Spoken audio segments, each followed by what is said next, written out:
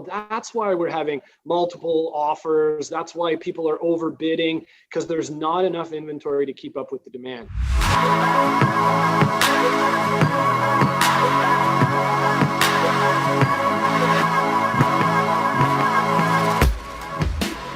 So what we're going to talk about today is this notion of everybody worried about the market cooling off and hitting a ditch versus, what a lot of professionals are saying, that the market is actually nearing and getting closer to normalcy. And we wanted to start the conversation there, talking about the last 6 months and looking at all indicators from number of sales, active listings, months of inventory, average price, and days on the market. Now, as you guys notice, in March, the number of sales have peaked to 15,652 sales.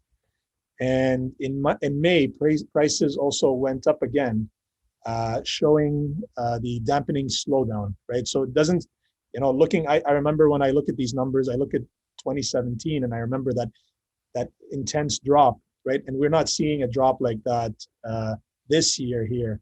The really crazy part, Brian, is the months of inventory being so low. We're talking about sub 1% in the middle, between February and March, talking about 0.68, which means less than a month, all the properties in the market would are to be sold. So even today, we're sitting at a very low inventory level of 1.02 months of inventory. So, Omar, I remember when you first introduced this idea to me of months of inventory, and I didn't really get it. Can you take like 10, 20 seconds and just explain to the viewers, why is that months of inventory so dramatic? Like, what does that actually mean? Yeah, I mean, months of inventory is one of the most important metrics when we're tracking how healthy a market is. It's that tension between demand and supply. It's how much supply is in the market relative to the pace of demand, right? So you may have a high level of supply, but if the demand is double what it was in a previous period, right, the months of inventory is going to be lower, which means this is an active market. It's a more active market. And typically speaking, just as a metric, anything under 2-3 months of inventory is considered to be a seller's market, which means sellers are in control. Sellers have multiple people bidding on their properties. Anything above 4 months of inventory is considered to be a buyer's market, where buyers have the upper hand and they have more options to choose from and more opportunity to negotiate on a property. Is that clear, Brian? That makes total sense to me, because just seeing that months of inventory, what does that mean to me? But when you explain it like that, and me thinking, oh yeah, so if normally we're around 3 months there's always 3 months, it would take 3 months to sell all the houses. And right now we're just over 1. Like you explained, that's that seller's market. Oh, that's why we're having multiple offers. That's why people are overbidding, because there's not enough inventory to keep up with the demand. When you explained that to me, I really got that. And now that's become an indicator that I'm watching. So thank you. I really appreciate learning about that. No, it's actually great, because it's one of the most important indicators that we look at. And it's more important than how many days a property is staying on the market, because it tells you, the push and pull in the market. The interesting thing, Brian, if you look at June, you'll notice that the active listings, which is what we're talking about, has dropped down. So there's been a reabsorption of listings. The demand is still strong. Listings are dropping because the demand is still strong. And more properties are selling than properties that are coming on the market. Does that make sense? And that's a great way for us to understand the reality of this market. Is even though the numbers are, maybe the number of sales have slowed down from 15,000, which is an incredibly high number of sales a month. That's a record high. To be at 11,000 sales is still considerably high month, and we'll take a look at that a little bit more closer to the next couple of slides. But and the interesting thing that has happened this year is because the first half of the market has been extremely strong. I think what we're experiencing today is a bit of buyer's fatigue and seller's fatigue after a very, very active year. And if we look into the next slide, these are quarterly comparisons. You'll see the top chart showing the sales and the lower chart showing the average price. So we're talking about Q2 here.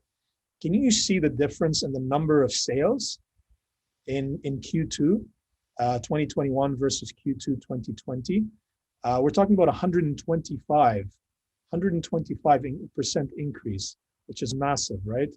And prices are up also around 26%, which is a crazy number. So that's, you know, an indication of how the market's doing today. And even to take it even a step further, when we start looking at year to date, so we're assessing the whole half of the year, the first half of the year from January to June.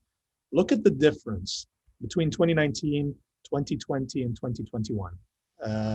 It's crazy. 2021 is up 94% from 2020 in the first half of the year. What are your thoughts, Brian, and on what's happening in the market today? And are we going through is the market really dropping, or are we going closer and closer to normalcy?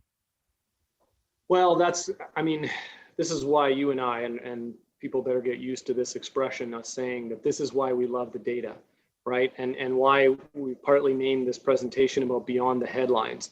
Because if all you do is go by the headlines, then you're going to have a completely different view of what's going on. And you've already started to demonstrate that, and we're only a few minutes into this month's presentation, right?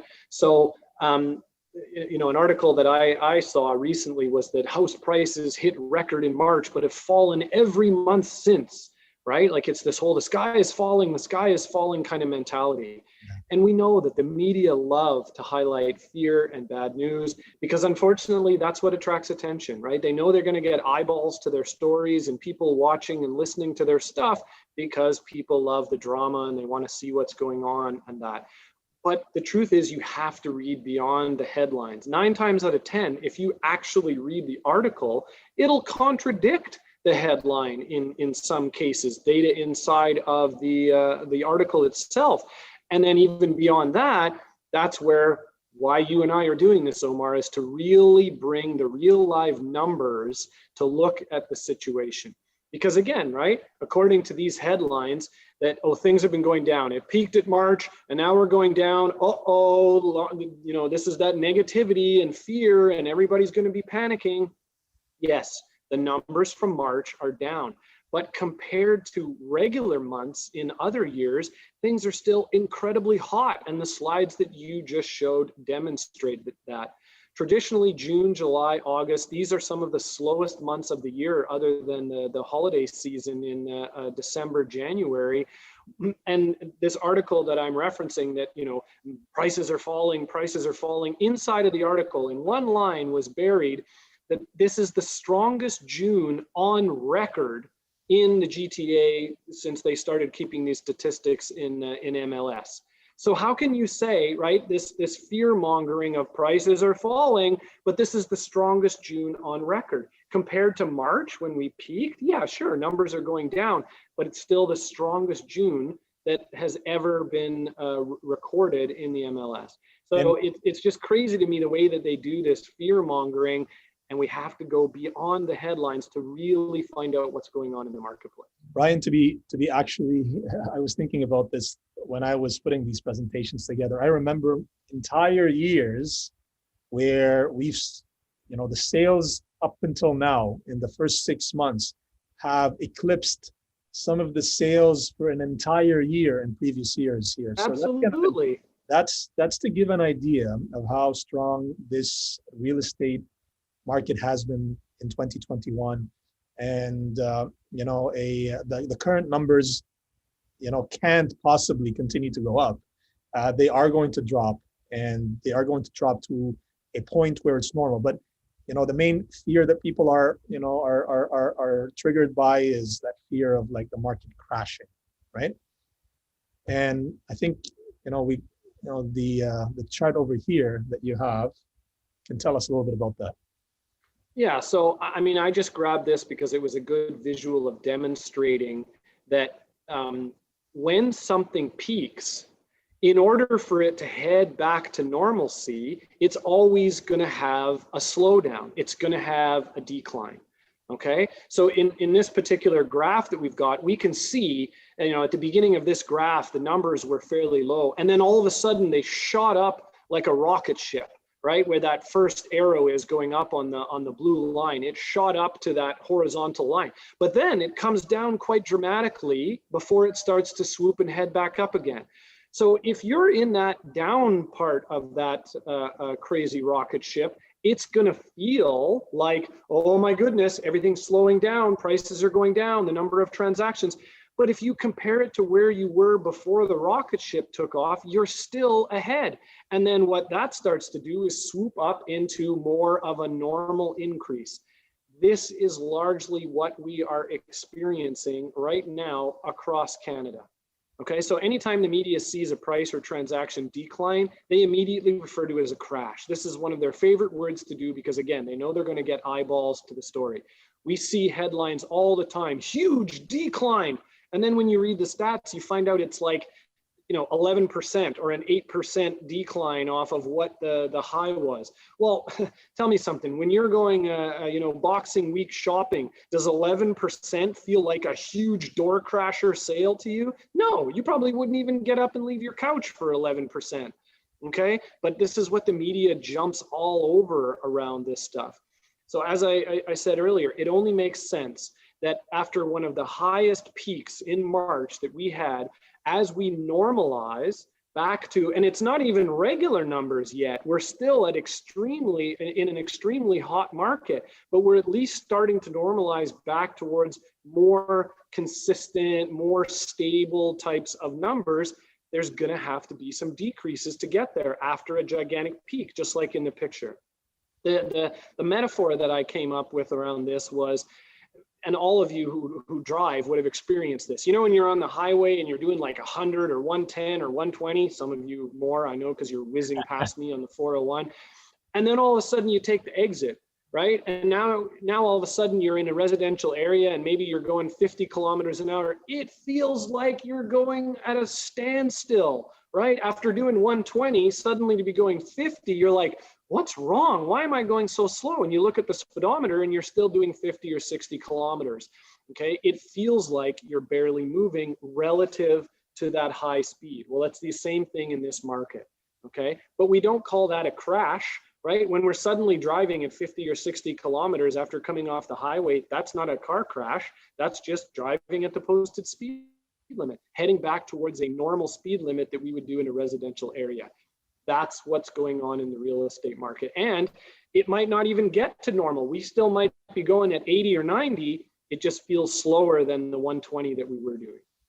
No, I completely agree with you. And I think the really thing, that the big thing that people need to focus on is, you know, if this was a crash, if we look at previous, you know, a crash that has happened in previous years, what you saw is you saw the market go down underneath the average that it used to be on year over year.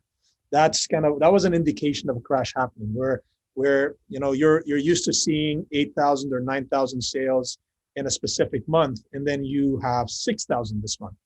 But you know, we can't compare the change to one of the, you know, the record months that we've seen ever in the history of Canada in the real estate market. So as per the numbers, when I look at these charts, I feel more comforted knowing that there's a bit of a dampening, right? There's a bit of a dampening where, you know, we went through a really high peak and now we're going back to reality in order to stabilize. And we're not seeing a crash where we're doing half the sales that we did last year or the year before. I think even up until today, we're doing, you know, this is one of the best Julys and best, you know, for the purpose of the numbers that we were exploring, June that we've had in the last 3-4 years. I think the month that was higher than that was 5 years ago in 2016. And that's I guess should give people the peace of mind knowing that everything is okay. The real estate market is going to continue, and I don't think we see any stigmas that point to anything scarier or a major reason to be concerned.